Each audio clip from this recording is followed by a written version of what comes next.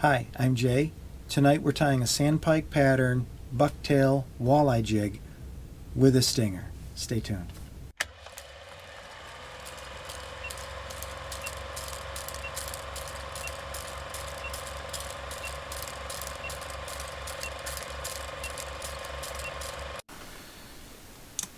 Alright, let's just get into it.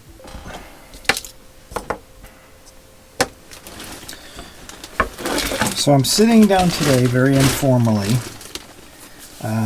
just because I was itching to record something. Every time it seems that I'm upgrading some of my camera stuff, then there's another piece in the chain that now becomes unusable or just doesn't work with the setup. So I'm hoping to improve the overall videos by adding some behind the scenes type equipment, but for now got to make do with the cameras that I have. It's just one of those things. So today I am going to tie some stingers, and this is a pattern I've probably done before. It's one of my favorite patterns. In the vise we have a 1/2 Barumba. It's a walleye head. Very nice jig, popular size. And what I've done is already prepared them with a stinger hook. So this is a number 6 3399 must-add hook. Like to use the gold ones if you can still find them, but those have been discontinued. You can only find them in the bronze. So that's what we have with I believe it's 40-pound mono, and of course that's tied on with size A thread, and that's been coated. I do those separately, and I'll add a link down below to the video where we made the stingers. But here's that 3399 hook, size 6 on that monofilament. Tie these up ahead of time, and then I'll just sit and I'll do a few dozen of the jigs as well, just to have them done and ready to go. But today just wanted to sit down and put some hair on these. So like I said, we are tying a Sandpike pattern. What I have here is what's remaining of a natural bucktail. I'm using the brown.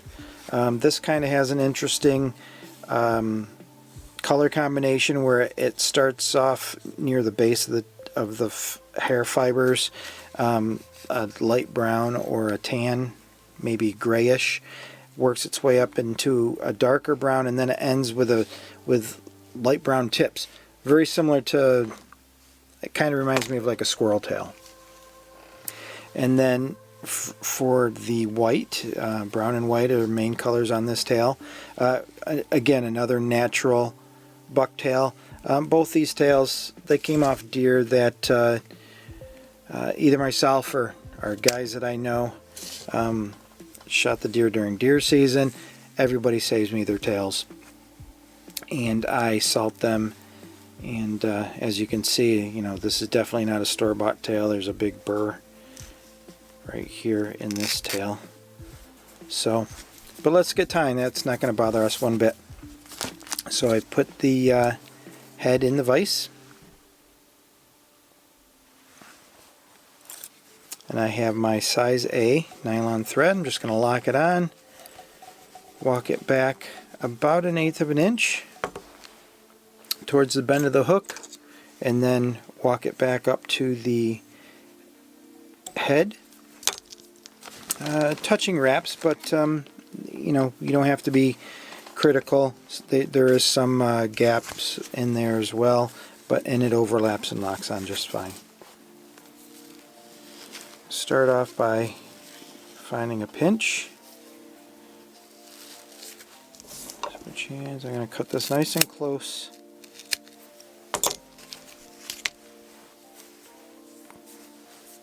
to the skin of the tail.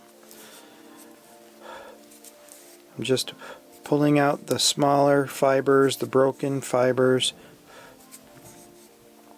in those shorter hairs from the bottom. Then I'll switch my grips and I will stack by hand, pulling out the longest of the fibers and just placing them back in the pinch.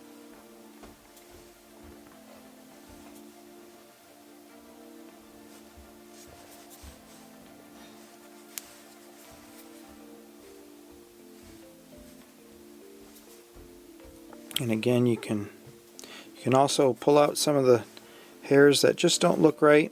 Don't like the way they look, that's fine. And then I will switch my pinch back and forth and measure.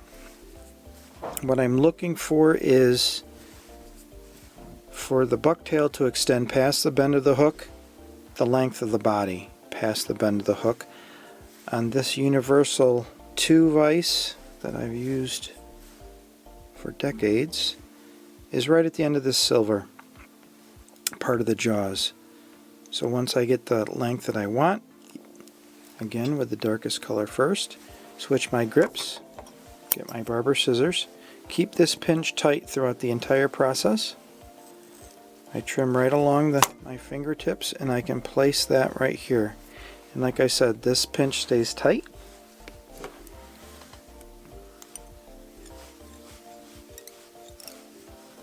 And there's 7 wraps to lock it on. 2 or 3 wraps towards the bend of the hook, 2 or 3 wraps towards the head of the hook. And I will let go right now just so we can see. And here the fibers of the hair kind of make a V. So that's what we're going for. Then I can grab this and just give it a twist and put that darker color, what will eventually become the back of the jig. Of course, the jig's in the vise upside down, so this white color for the belly, just like with the brown, I'll find a pinch. And as you can see, I'm working from the base of the tail up, just to use as much of the hair as possible. If you're just tying 1 or 2 jigs, and you end up having the luxury of finding tails that are perfect, only taking the hair from the top 2/3 of the tail. But as a production tire, you learn how to make do. Got to use as much of that hair as possible. Again, here we are, just stacking them by hand, taking out some of these longest fibers and putting them back in the pinch. And this tail has hairs that they're too long to pull out this way, but they're too short. You see them kind of sticking out. So those are the hairs that I'm just pulling out and throwing right in the bin. Okay, and when you get the pinch the way you like it, here's a broken tip. Just pull that right out of the pinch. Another broken tip. Get the pinch the way you like it again. You hold the white hairs up to the jig, and I just want these hairs to line up. I put my left hand on the outside of the vise here just so I can see the tips of both colors against my finger, so I know they're the right size. Switch my pinch one last time, again keeping this very, very tight. Place it right on top, and just like with locking down the brown, 2 or 3 wraps towards the bend of the hook and 2 or 3 wraps towards the head, and I can let go. Here's a hair that I just wrapped forward, kind of caught it as I was doing my wrap. You can snip that with scissors. Since we just started this collar, I'm just going to hold it back in place and finish this. So I walk the thread up to the head of the jig, and then I can walk it back about 2/3 of the way, back to the head of the jig. At this point, if you want, you can take a look and make sure that everything is lined up nice. And I'm just going to walk back about halfway, touching wraps, back about 1/3 of the way, back to the head. The idea is just to get a nice cone shape, a little bit thinner towards the hair, a little bit wider towards the head of the jig. Then I take, this is size A rod wrapping thread of an opposite color. I like using this neon green, chartreuse, fluorescent yellow, whatever you want to call it, of this poly thread. This is probably, I don't know, 12, 13 inches long. I fold it in half to make a loop. Place the loop under my last wrap, and then I can about 4 wraps back towards the bend of the hook, and then walk the thread back to the head, cut my thread, take the tag end through the loop. Always maintain, you know, when you switch hands, you always want to have some tension on this thread, whether it's your left hand or right hand, whichever one's holding it at the time. Then take your loop, pull it through, and then you can cut this thread. At this point, I usually take them out of the vise just to look at them. Lift this brown up and let it drop to kind of center itself on the hook itself. And as it is, that's a pretty nice jig.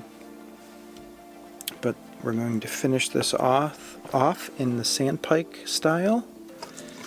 And my current favorite, and it's been my favorite for a couple of years now, is the Milwaukee Inksol fine point permanent marker. Another marker on my desk, the Sharpie Pro, which is another permanent marker from the big box stores, Home Depot, Lowe's, and they work perfectly. But regular Sharpie fine point marker would work just as well. I've tilted the vise just slightly so I can see the side of the jig. I grab the hair and pull it back so the hair's close together, and I can just add 1, 2, 3, 4 stripes. Try not to stab yourself on the stinger hook. Then I turn it back towards me again so I can see the other side of the jig body. I'm just going to stripe up so those lines match. They come to the same point at the top of the white. There we have it.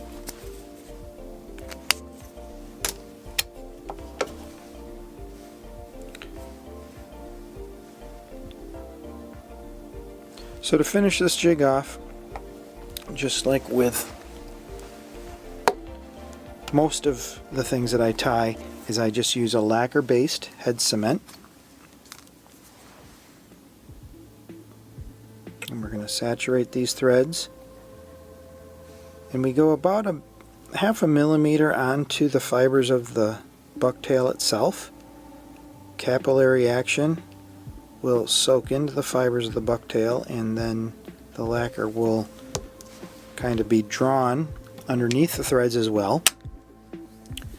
I like lacquer based head cement because even when dry, the lacquer is fairly flexible. It doesn't cause the fibers of the bucktail to be brittle, or the fibers of the thread. So there we go. Very simple. 1/2 Barumba Sandpike pattern bucktail with the stinger hook. So I'm going to keep tying tonight. Probably do another couple dozen, at least, of this pattern. I'll keep improving on the video quality. Like I said, I have some things in the works to improve some of the production quality, and I've advanced to the point now where I kind of have to upgrade some of my cameras. So There's going to be a lot of improvements coming up over the next, over 2022. Really looking forward to not only producing more tying videos, but also maybe doing some live tying as well. So if you have any ideas, things you'd like to see during a live stream, add those comments down below. And as always, if you enjoyed what we did here today, hit that like button, and of course subscribe so you don't miss any new content. Till next time, tight lines.